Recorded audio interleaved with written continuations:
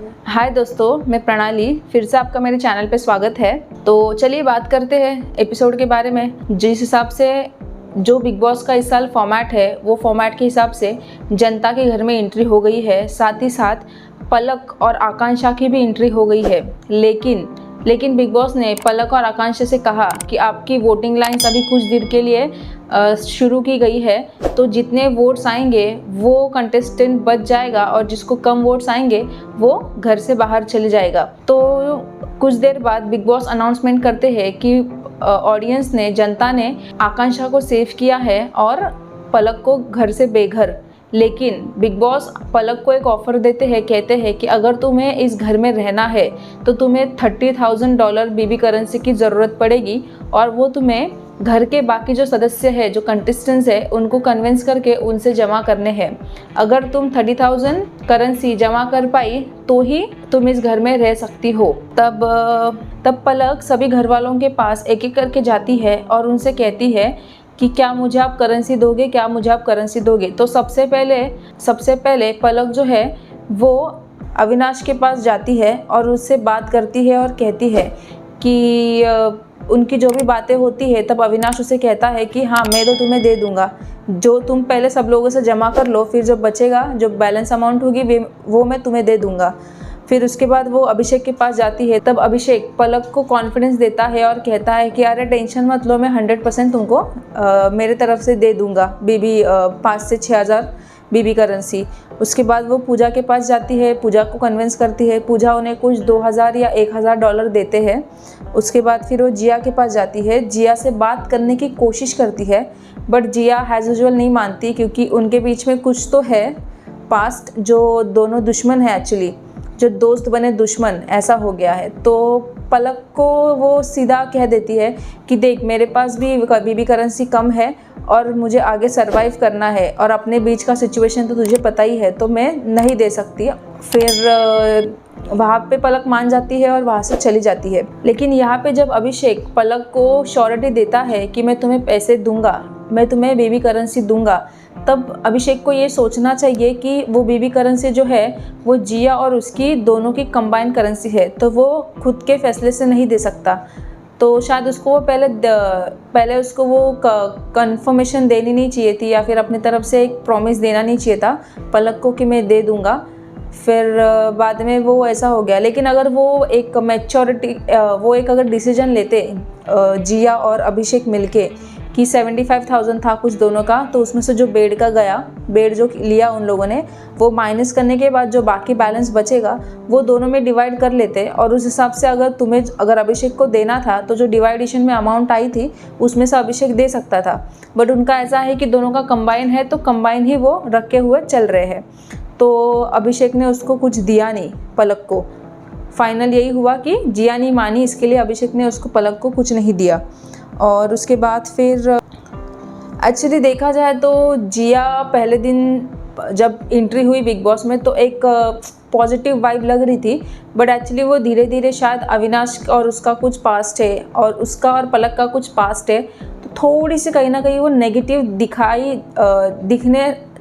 दिखना स्टार्ट हुई है, जो कि उसके लिए अच्छी बात नहीं है। लेकिन अभी क्या उसका गेम है, कैसे हिसाब से खेलेगी, वो वी नेवर नो कि कौन कैसे खेलता है। तो उसका जो भी स्ट्रैटेजी है वो स्ट्रैटेजी के हिसाब से चल रही है। लेकिन आई थिंक, मुझे जो लगता है कि उसको अविनाश के साथ नहीं चलना चाहिए, क्योंकि अविनाश की पर्सनालिटी जो है वो थोड़ी सी रूड और एटीट्यूड भरी है।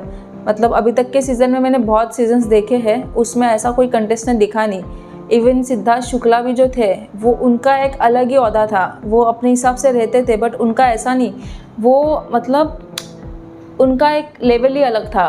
तो ये जो सब अभी के कंटेस्टेंट जो आते हैं, जो इनको मैच करने की कोशिश करते हैं सीनियर्स को, जो कि अच्छी बात नहीं है, बट मुझे कहीं ना कहीं अविनाश का एटीट्यूड सही नहीं लगता। वो बंदा कैसा भी हो, और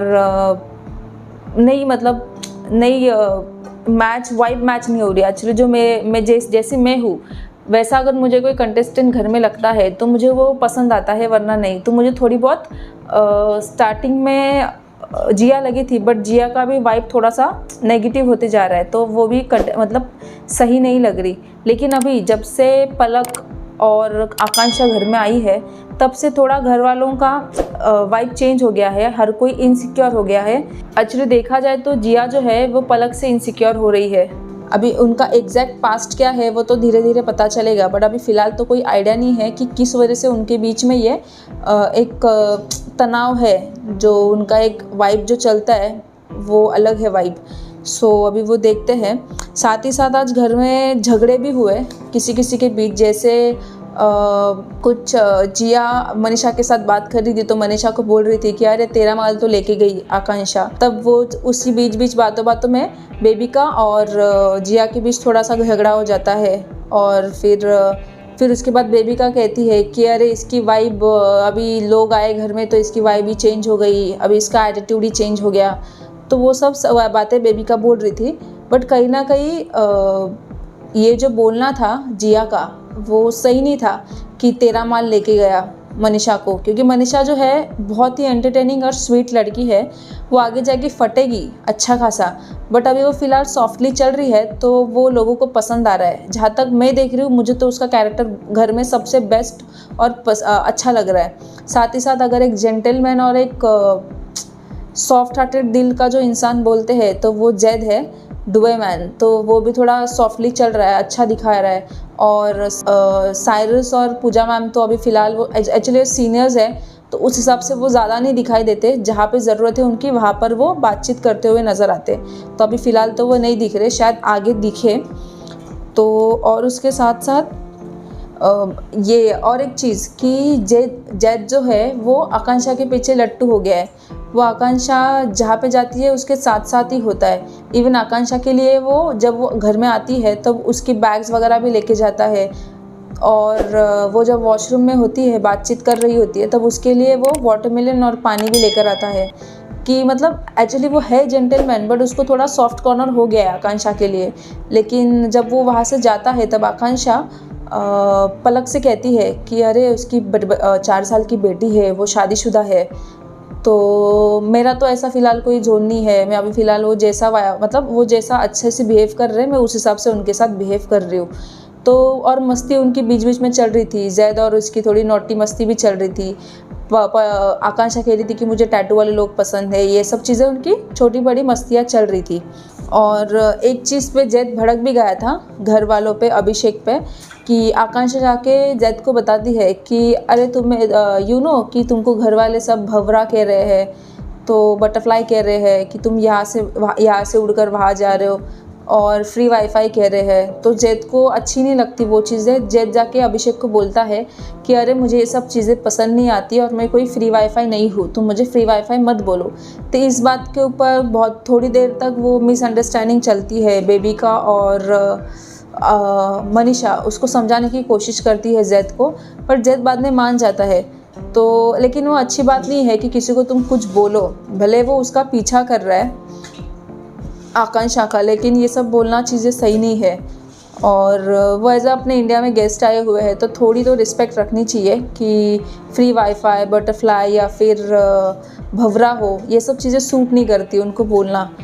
जिया अविनाश से बात कर रही होती है तब कहती है कि ऐसी न्यूज़ आई थी कि यू चीटेड पलक, तो ये सब न्यूज़ छपी थी। ये सब उनकी वो पर्सनल बातें वो लोग एक दूसरे से शेयर कर रहे थे, जो कुछ भी उनके पास्ट में हुआ है।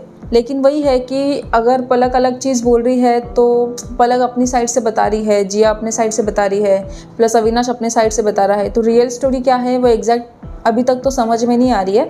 धीरे धीरे हमें पता चलेगा कि एक्चुअली उनके बीच क्या हुआ है जिस वजह से उनकी मतलब जो भी ब्रेकअप हुआ है या जो भी हुआ है। लेकिन इस गेम के दौरान जहाँ तक मैंने नोटिस किया, अविनाश जो पलक से नफ़रत करता है, उसको उसका सामने रहना पसंद नहीं है। लेकिन जब वो गेम होता है तब वो आई थिंक किसी से कहता है कि हाँ, जैद से कहता है अविनाश कि देखो मेरा जो पास्ट में हुआ है वो अलग चीज़ है, अभी वो गेम में आई है वो अलग चीज़ है। तो उसको वो कन्विंस करने की कोशिश करता है अविनाश जैद को कि भाई तू पैसा दे दे, मतलब जो भी हेल्प है तू हेल्प कर देना। लेकिन फिर जैड उसके जो है कन्विंस होके अविनाश की बातों से वो उसको पैसा जो भी है 1000 या 2000 बीबी करेंसी दे देता है पलक को। तो वही है कि मतलब समझ में आ नहीं रहा है क्या एग्जैक्ट चाहता क्या है अविनाश। तो इनका अगर सही में ब्रेकअप हुआ है तो फिर शायद पैचअप भी हो जाए सीज़न में, लेकिन बीच बीच में ऐसा लगता है कि अरे अभी अभी बात कर रहे, फिर ऐसा लगता है अरे झगड़ा हो गया, फिर से बात, फिर से झगड़ा। तो एक्चुअली एपिसोड ख़त्म होते होते वो दोनों ऐसे ही चलते चलते राउंड मारते मारते बात कर रहे होते हैं, पलक और अविनाश। तो पहले नाइसली बात करते हैं, फिर बाद में अचानक से अविनाश भी भड़क जाता है, अविनाश का टोन ऊंचा हो जाता है। फिर पलक बोलती है कि अरे आराम से बात करो, मैं तुमसे आराम से बात कर रही हूँ। फिर उनका झगड़ा हो जाता है और दोनों अलग अलग हो जाते हैं। तो यही सब चीज़ें, छोटी बड़ी चीज़ें हो रही है।